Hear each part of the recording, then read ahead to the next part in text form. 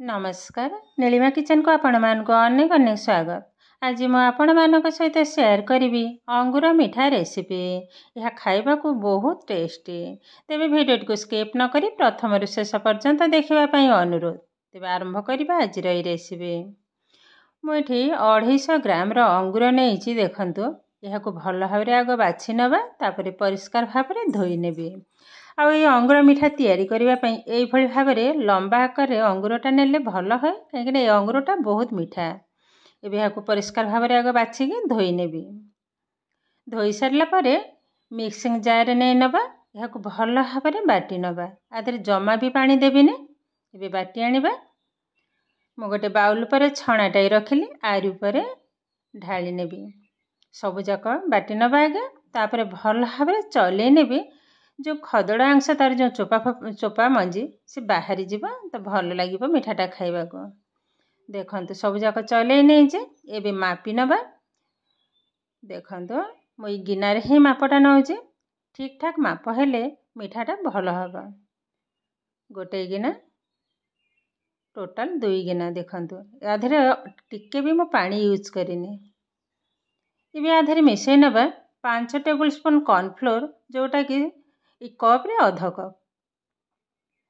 देखंतु पूरा पूरी 5 चम्मच एबे मिसै नबा भल भाबरे जेमती गोटे भी गेटालिया न रहइबो भल भाबरे मिसैबा को हबो। एबे देखंतु मिश्रणटा भी रेडी हे गलानी। एबे हाको साइड करनबा। गैस ऑन करी बसै नेली कड़ीटा भल भाबरे तातिला परे एबे देई दबा जो गिनारे मो अंगूर जूस नहीं से गिनारे गोटे गिना चीनी एवं 2 टेबल स्पून पानी को पकई नेले। एबे भल भाबरे चीनीटा मेल्ट हवा पर्यंत अपेक्षा करिबा। जो थाली रे मो मिठा तैयारी करिवि देखंतु मो गोटे थाली हे नेइचे आधेरे घियो को आग भल भाबरे ब्रश करि नबा। जो थरे भी पारिले बसई परिबे। मु आज ए थाली रे ही बसईबे।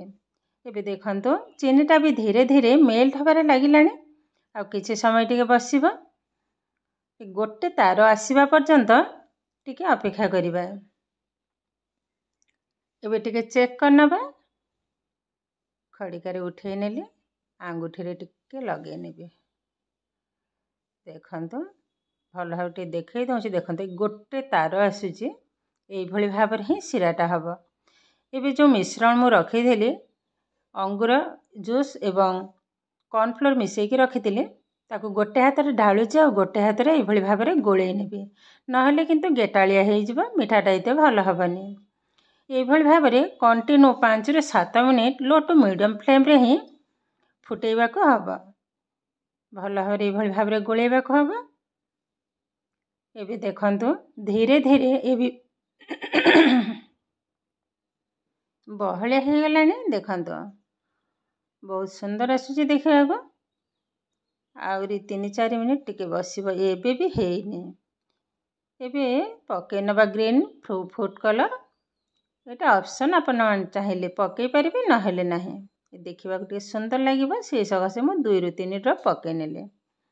देखंतु केते सुंदर भाबरे देखा जाउची। एबे आधरे पके नेबी गोटे टेबल स्पून गुआ घियो। एबे भल भाबरे मिसै नबा। ये किंतु पाखा पाखी रेडी हे गलानी। देखंतु कड़ी रु भी सुंदर भाबरे छाड़ी जाउची। आ ई मिठाटा खाइबा को बहुत सुंदर लगे। थरे हेले भी एई भली भाबरे मिठा तैयारी करी निजे खाइबा सहित समस्त को खुआइबे देखिबे बहुत सुंदर लागिबो। देखंतु ए पूरा पूरी रेडी हे गलानी। एबे संगे संगे से थाली रे ही ढाली नबा।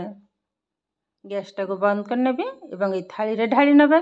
ता पूर्वरु ए थाली रे मु किछि चारु मगज को तळे ए भली भाबरे लगे नउची मिठाटा देखिबा को बहुत सुंदर लागिबो आ खाइबा को बहुत टेस्ट लागिबो। एबे ढाली नबा। बे सब जाक ढाली नेले। एबे ई खड़िका साहाय्य रे टिके समान कर नबा। देखंतु भल भाबरे समान कर नेले। एबे आउ टिके सुंदर देखा जिया पई आउ करे आउ टिके आउ किछि अल्प टिके चार मगज को पके नेबे। बस ये आमर रेडी हो गलानी। ଏବେ ଆକୁ କିଛି ସମୟ ପାଇଁ ଥଣ୍ଡା ହେବା ପର୍ଯ୍ୟନ୍ତ ଅପେକ୍ଷା କରିବା। ଗରମ ଅବସ୍ଥାରେ କାଟିଲା ମାନେ ମିଠାଟା ଭାଙ୍ଗି ହେଇଯିବ। ଥଣ୍ଡା ହେଲା ପରେ ଆପଣମାନଙ୍କ ସହିତ ସେୟାର କରିବି। ଏବେ ଦେଖନ୍ତୁ ମିଠାଟା ଆମର ସମ୍ପୂର୍ଣ୍ଣ ଥଣ୍ଡା ହେଇଗଲାଣି। ସାଇଡ଼ରୁ ବି ଭଲ ଭାବରେ ଛାଡ଼ି ଯାଇଛି। ଏବେ ଗୋଟେ ଛୁରୀ ସାହାଯ୍ୟରେ କାଟି ନେବି। ଆପଣମାନେ ଯେଉଁଭଳି ସେପ୍ ଦେବେ ସେଇଭଳି ସେପ୍ରେ ହିଁ କାଟିପାରିବେ। এইଭଳି ଭାବରେ ଲମ୍ବା ଆକାରରେ କାଟି ନେଲି। ପୁଣି ସାଇଡ଼ରୁ এইଭଳି ଭାବରେ କାଟି ନେବା। ଦେଖନ୍ତୁ ମିଠାଟା କେତେ ସୁନ୍ଦର ହେଇଛି ଦେଖିବାକୁ, ଆଉ ଖାଇବାକୁ ତ ବହୁତ ଟେଷ୍ଟ। ସୁନ୍ଦର ଭାବରେ ବାହାରି ଯାଉଛି। ମୁଁ ଗୋଟେ ଉଠେଇକିରି ମଧ୍ୟ ଦେଖାଉଛି। ଦେଖନ୍ତୁ କେତେଟା ସୁନ୍ଦର ହେଇଛି ଦେଖିବାକୁ, ବହୁତ ସୁନ୍ଦର ଆଉ ବହୁତ ସଫ୍ଟ ବି ମଧ୍ୟ।